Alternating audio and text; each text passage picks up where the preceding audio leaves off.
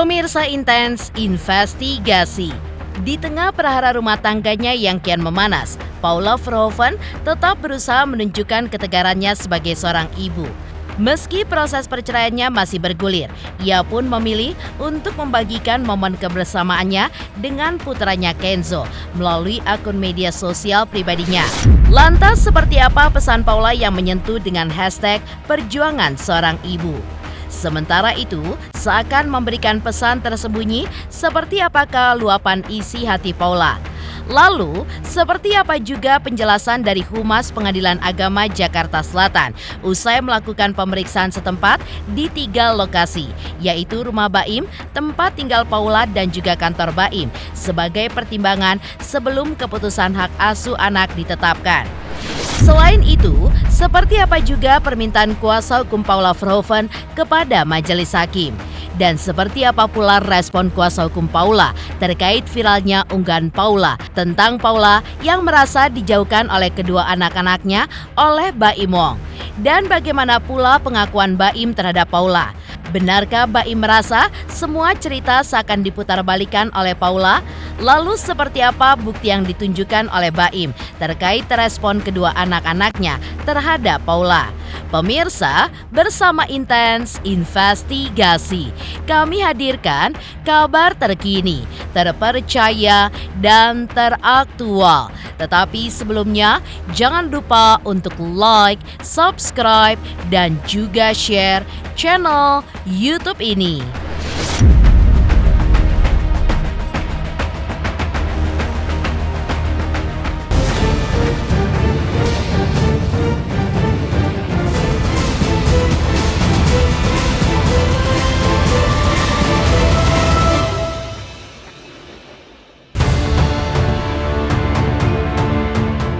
Kisah penuh haru datang di tengah kisruh rumah tangga Baim dan Paula.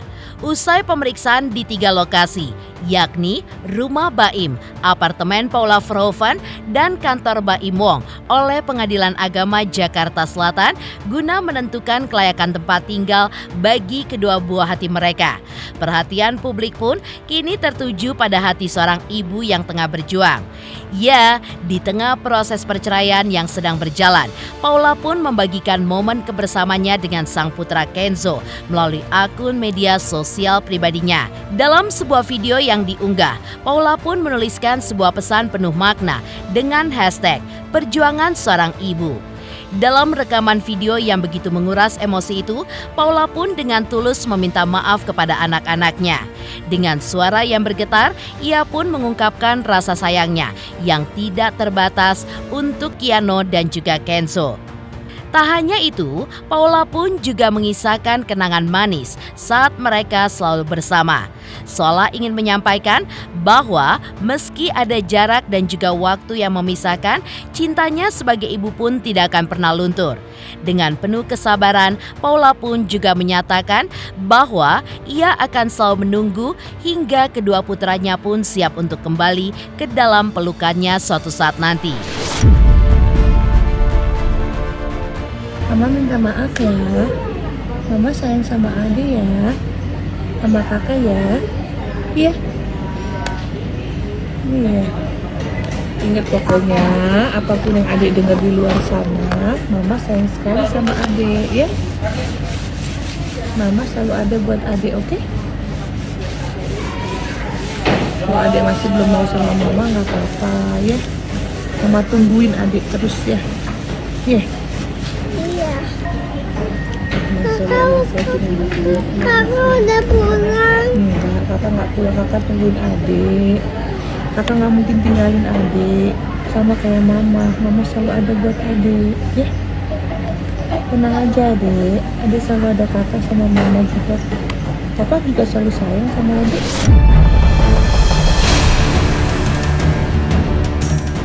Sementara itu, terkait Majelis Hakim Pengadilan Agama Jakarta Selatan yang mengambil langkah tidak biasa dengan melakukan pemeriksaan setempat di 3 lokasi berbeda, Humas Pengadilan Agama Jakarta Selatan, Bapak Suryana pun juga menegaskan bahwa pemeriksaan setempat bukan hanya permintaan dari Baim saja, tetapi juga diajukan oleh Paula. Hal itu pun berarti kedua belah pihak sama-sama ingin memastikan kondisi properti tersebut bisa menjadi pertimbangan sebelum keputusan hak asuh anak ditetapkan. Yang menarik, sidang ini pun sudah memasuki tahap akhir pembuktian, di mana setelah pemeriksaan setempat tidak akan ada lagi alat bukti ataupun saksi yang diajukan. Hal itu berarti Majelis Hakim pun kini tinggal mempertimbangkan semua aspek sebelum memberikan putusan final terkait hak asuh anak mereka. Lantas, siapakah yang mendapatkan hak asuh? Suryana pun menegaskan bahwa belum tentu Baim yang memenangkan hak asuh anak, karena Majelis Hakim akan melihat berbagai faktor mulai dari kondisi lingkungan hingga kepentingan terbaik bagi sang anak.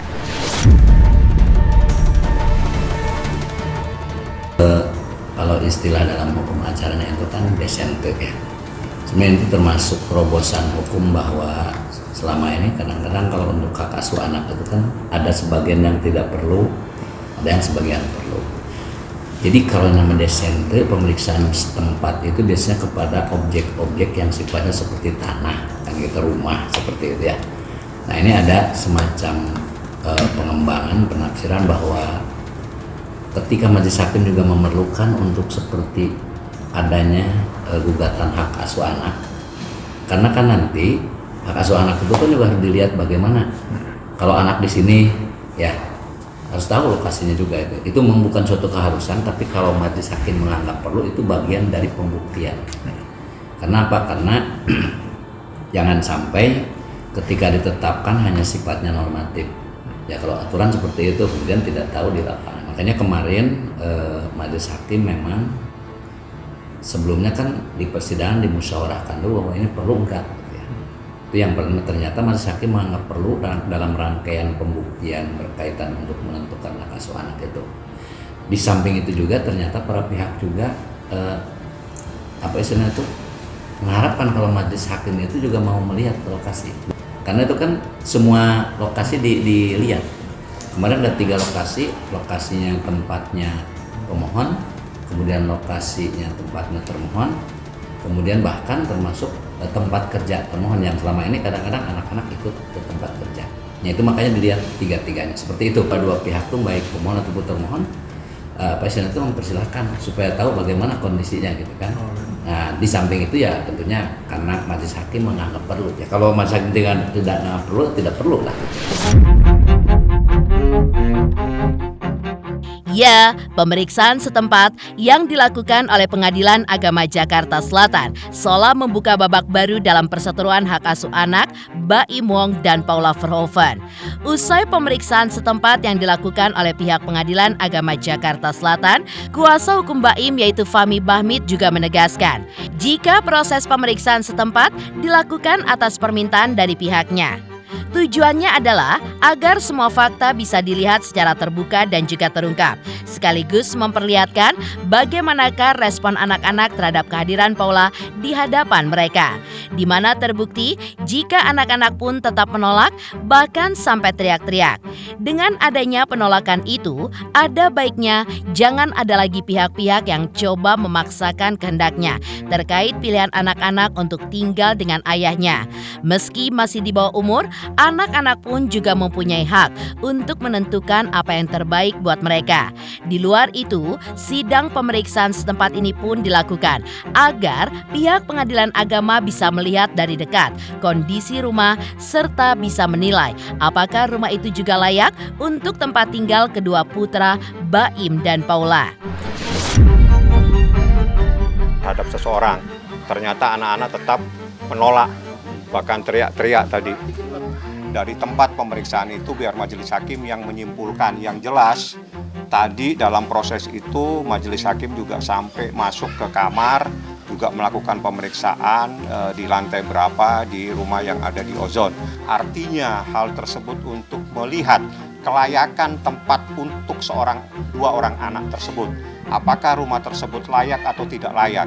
Apabila ada salah satu yang tidak sehat, baik jasmani atau rohani, tidak harus mendapatkan hak hadona. Anak-anak tidak bisa dipaksa, dia tidak mau, dia nolak.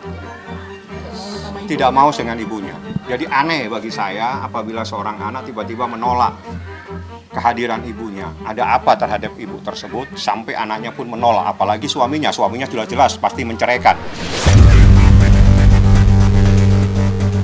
Di sisi lain, menurut Mbak Imong, pemeriksaan setempat yang dilakukan oleh Pengadilan Agama Jakarta Selatan terkait perseteruan hak asuh anak adalah niat baik dari pengadilan untuk memahami situasi yang sebenarnya. Mbak Im pun juga menegaskan bahwa ia pun tidak ingin jika kedua anaknya mengalami tekanan dalam situasi ini. Bahkan, Mbak Im pun tidak melarang kedua anaknya untuk bertemu dengan Paula selama mereka pun tenang. Tetapi jika anak-anak menolak, Mbak Im pun meminta Paula jangan memaksa anak-anak.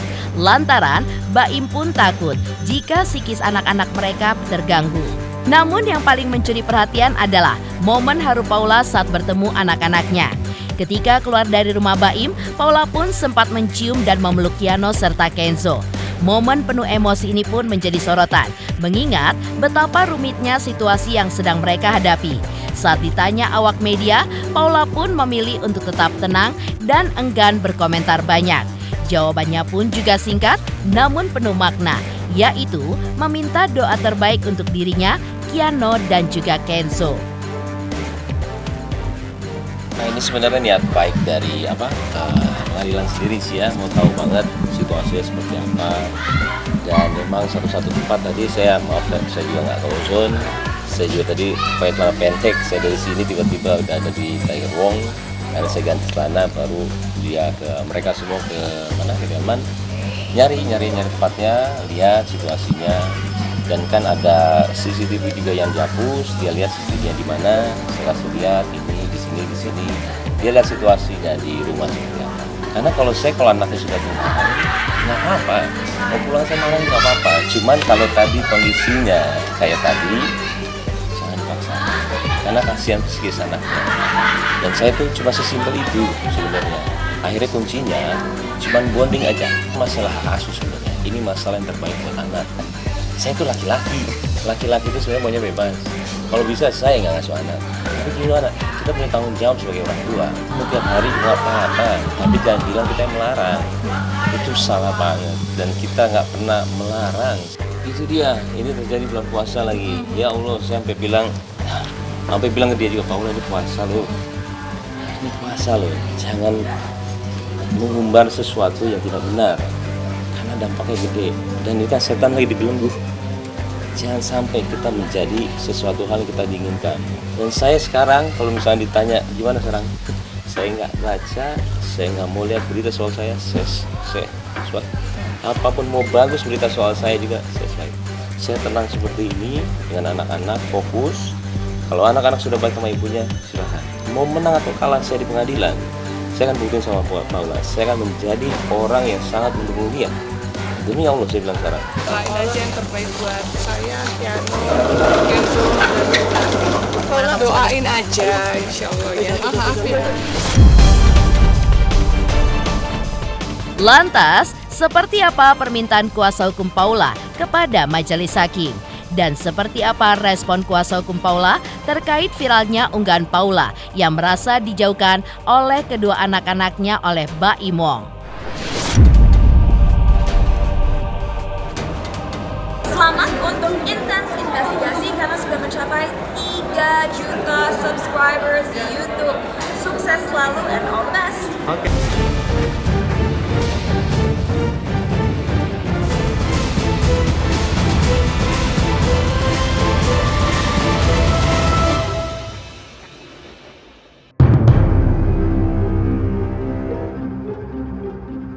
Pemirsa, semakin jauh menyelami kasus ini, semakin banyak drama yang terungkap. Kuasa hukum Paula, Alfon Kurnia Palma, akhirnya angkat bicara terkait jalannya persidangan. Menurutnya, pihaknya sebetulnya ingin menghadirkan saksi kunci yang dapat memperjelas situasi. Namun karena satu dan lain hal, saksi tersebut berhalangan hadir di persidangan. Situasi ini pun membuat kuasa hukum Paula mengambil langkah tegas, di mana dengan penuh keteguhan, Alfon pun meminta kepada majelis hakim untuk mempercepat proses persidangan hingga mencapai tahap kesimpulan. Kita minta untuk adanya kesimpulan. Nah, artinya pada saat ini nanti akan ditetapkan kapan kesimpulan itu akan diberikan. Dan kemudian diberikan waktu pada hakim untuk memutuskan apa terkait dengan permintaan dari masing-masing petitum itu. Paula pada saat ini ya baik gitu kan.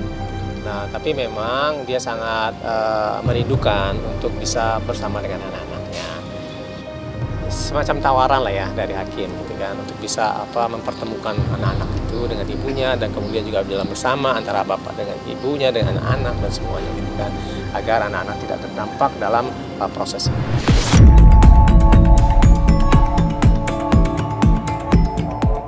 Di samping itu, beberapa waktu lalu sebuah video pun sempat viral dan memperlihatkan momen memilukan, di mana anak-anak yang menangis ketakutan saat hendak bertemu Paula. Paula pun tidak kuasa menahan kesedihan, merasa dirinya dijauhkan dari anak-anak yang selama ini ia besarkan dengan penuh kasih sayang. Di tengah gejolak yang semakin panas, Alfon Kurnia Palma, kuasa hukum Paula pun memilih untuk bungkam. Ketika ditanya soal video tersebut, ia pun enggan berkomentar lebih jauh. Sang pengacara pun juga berdalih jika video itu pun sudah masuk dalam materi persidangan. Lantas benarkah ada pembatasan dari pihak Baim Wong yang membuat Paula pun sulit bertemu dengan anaknya?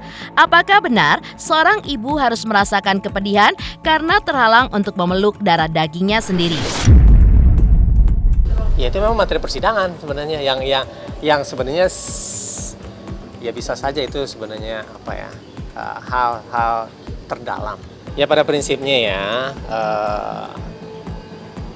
itu bagaimana orang tua itu bisa saling memberikan suatu perhatian kepada anak-anak mereka. Persoalan status itu persoalan status.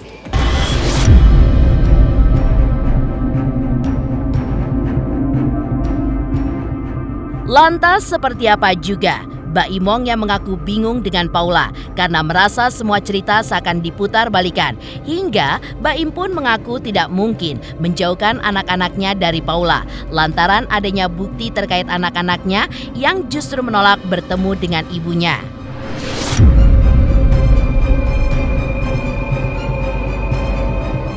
Hai, aku Feby Marsaya mau ngingetin jangan lupa saksikan Intens setiap hari Senin sampai Jumat 5 kali sehari dan hari Sabtu 3 kali sehari, dan jangan lupa juga di like, komen, dan subscribe. Bye-bye.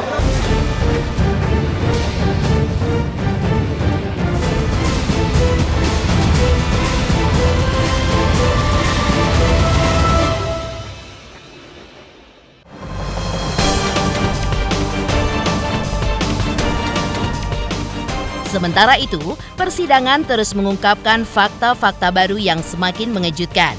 Beberapa waktu lalu, Baim Wong akhirnya angkat suara, mengaku kebingungan dengan Paula yang menurutnya telah memutarbalikkan fakta. Dengan nada penuh ketegasan, Baim pun juga membantah tuduhan tersebut bahwa ia menjauhkan anak-anak dari Paula. Tak hanya itu, pihak Baim Wong pun juga mengungkapkan alasan sebenarnya di balik perceraian ini. Melalui kuasa hukumnya, Fahmi Bahmi, Baim pun juga menuding bahwa perpisahan mereka dipicu oleh adanya perselingkuhan. Dan yang lebih mengejutkan lagi, pihak Baim tidak datang dengan tangan kosong. Mereka pun menunjukkan sebuah bukti yang diduga memperlihatkan bahwa anak-anaknya sendiri yang menolak untuk bertemu dengan Paula. Bukti tersebut dibagikan kepada awak media, seakan menjadi tamparan keras bagi pihak Paula. Enggak, bukan kayak gitu. Sama papa kok, jangan takut. Sama papa. Sama papa sayang. Mama tuh kangen, nggak boleh gitu. Sama papa, beneran sama papa. Sini, gendong papa sayang, yuk.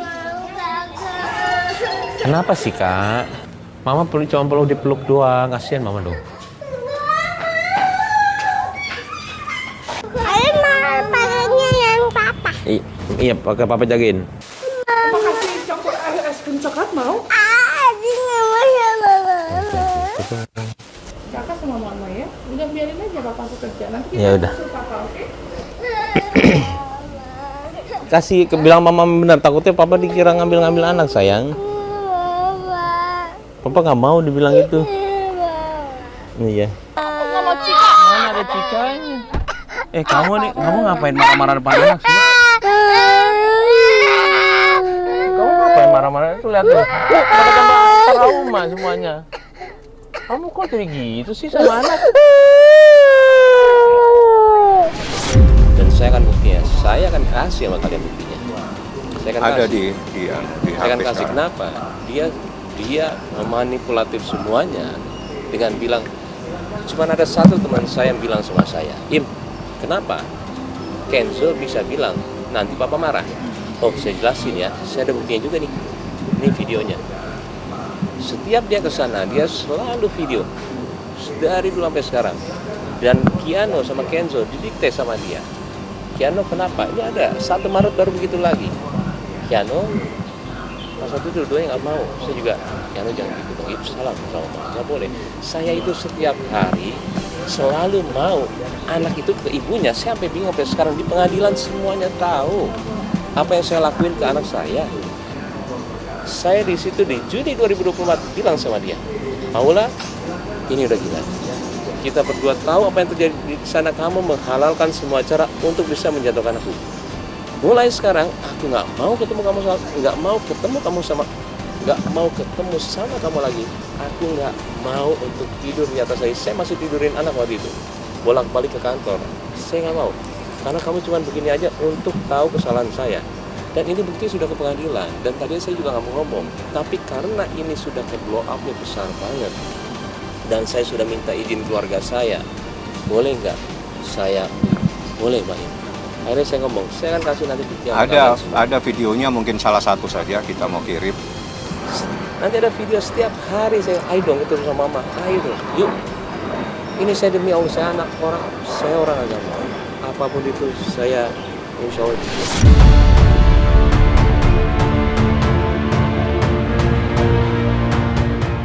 Demikian pemirsa, kabar terkini, terpercaya, dan teraktual yang kami hadirkan hari ini. Saksikan terus Intens Investigasi setiap hari Senin sampai dengan Jumat, tayang 5 kali sehari dan Sabtu tayang 3 kali sehari, yaitu pada pukul 11 siang, 12 siang, 3 sore, dan 6 sore. Tentunya hanya di YouTube channel. Dan pastikan jangan lupa untuk like, subscribe, share, dan komen channel Intens Investigasi.